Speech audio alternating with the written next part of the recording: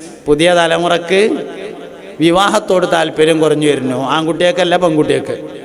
പെൺകുട്ടികൾക്ക് അധികവും അതിന് രണ്ട് കാരണങ്ങളാണ്. ഒന്നാമത്തെ കാരണം ഇസ്ലാമിൽ വിവാഹത്തെക്കുറിച്ചുള്ള കാഴ്ചപ്പാട് എന്താണ് എന്ന് അറിയാതെ പോയതാണ്. ഇസ്ലാമിലെ വിവാഹം ഒരു ഇബാദത്താണ്. ചില സന്ദർഭങ്ങളിൽ അത് നിർബന്ധമാകും, ചില സന്ദർഭങ്ങളിൽ ജായിസാകും, ചില സമയത്ത് സുന്നത്താകും, ചിലപ്പോൾ ഹറാമുമാകും.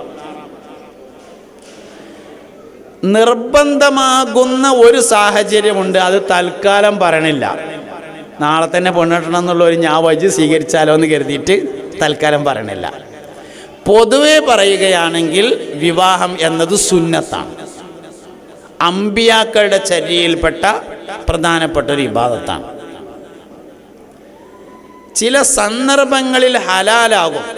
ഒന്ന് സുന്നത്താണ്, ആവശ്യമുള്ളവർക്ക് 3 കൂടിയും ഹലാലാവും.